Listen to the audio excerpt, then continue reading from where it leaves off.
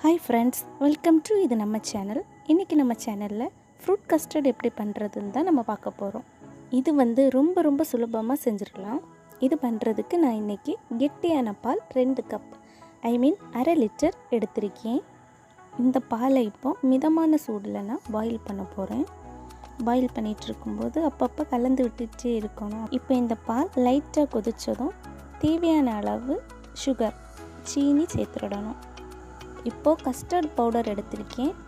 இது எல்லா சூப்பர் மார்க்கெட்லேயும் கிடைக்கும். இந்த கஸ்டர்ட் பவுடரை தனியாக ஒரு பவுலில் கொஞ்சமாக எடுத்துட்டு கொஞ்சமாக மில்க் ஆட் பண்ணணும். ஆட் பண்ணி அதை நல்லா மிக்ஸ் பண்ணி வைக்கணும். இப்போ இந்த கஸ்டர்ட் பவுடரை நம்ம இந்த கொதிச்சிட்ருக்க இந்த பாலில் கொஞ்சமாக ஆட் பண்ணிகிட்டே இருக்கணும். ஆட் பண்ணி அதை கலந்து விட்டுட்டே இருங்க. நம்ம இப்போ கலந்து விடாமல் இருந்தால் அது கெட்டியாக கொஞ்சம் கட்டி ஆகும். நம்ம அதனால் அதை கலந்து விட்டுட்டே இருக்கணும். இப்போ ஸ்டவ்வை ஆஃப் பண்ணலாம்.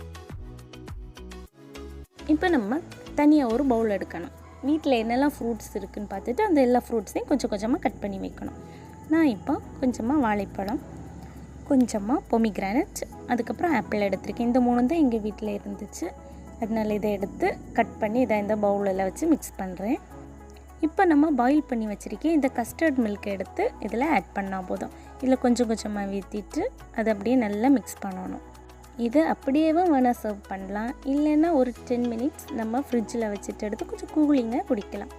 உங்களுக்கு இந்த ரெசிபி பிடிச்சிருக்குன்னா மறக்காமல் லைக் பண்ணுங்கள், கமெண்ட் பண்ணுங்கள், மறக்காமல் சப்ஸ்கிரைப் பண்ணுங்கள். தேங்க்ஸ் ஃபார் வாட்சிங்.